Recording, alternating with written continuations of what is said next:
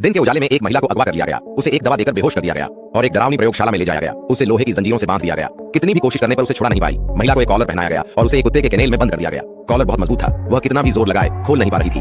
वह जोर से चिल्लाने लगी, जानने की कोशिश कर रही थी कि वहां और कोई है या नहीं, लेकिन कोई जवाब नहीं आया। उसे निराशा महसूस होने लगी। दूसरे दिन किसी ने एक प्लेट कुत्ते का खाना लाया। वह जोर से चिल्लाने लगी, जानने की कोशिश कर रहा थी कि क्या हो रहा है, लेकिन उससे बात करने का मौका नहीं मिला। उस व्यक्ति ने उसे चुप रहने का आदेश दिया। उसने पूछा कि वह शौचालय कैसे जाएगी।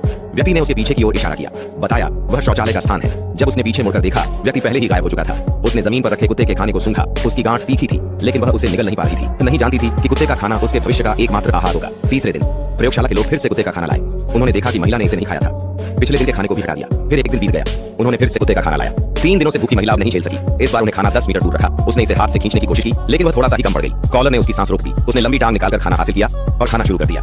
3 दिनों से भूखी, उसने बड़े बड़े कौर खाए, लेकिन खाते खाते वह बेहोश हो गई। दरअसल खाने में नशा था। प्रयोग के लोगों ने उसे पैरों से कुचलना शुरू किया। उन्होंने देखा कि महिला ने प्रतिक्रिया नहीं दी। उन्होंने उसे एक सौना रूम में ले गया, जहां उसे धोया गया। जितनी जोर से वह चिल्लाती, उन्होंने उसे उतनी ही अधिक प्रताड़ित किया। धोने के बाद उसे एक मैदान में ले जाया गया, पर चेतावनी सुन रही थी, लेकिन वह नहीं मानी और दौड़ने लगी। कॉलर ने फिर से उसकी सांस रोक दी। फिर भी उसने दौड़कर कटीले तारों तक पहुंचने की कोशिश की, पर वहां बिजली का झटका लगा। जब उसने होश में आया तो वापस केनेल में थी।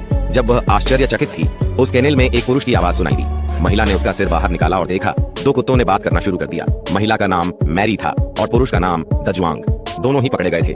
फिर प्रयोगशाला के लोग फिर से कुत्ते का खाना लाए। मैरी की आदत हो गई और बड़े कौर खाना शुरू कर दिया, लेकिन उसने खाने में इत्र मिला दिया। प्रयोगशाला के लोग बहुत नाराज हो गए। उन्होंने उसे बिजली के डंडों से मारा। मैरी ने उसे बचाने की कोशिश की, लेकिन उसे भी पीटा गया। दाजुआंग बच नहीं सका। जब दोनों जागे तो देखा कि वे पास पास थे। उन्होंने बचने की योजना बनाई। प्रयोगशाला के लोग फिर से खाना लाए। दजुआंग ने उसे खींच लिया और एक लकड़ी से बेहोश कर दिया। उसके शरीर से चाबियां निकाली और जंजीरें खोली। जब वे भागने ही वाले थे, मैरी ने दजुआंग को बेहोश कर दिया और प्रयोगशाला के लोगों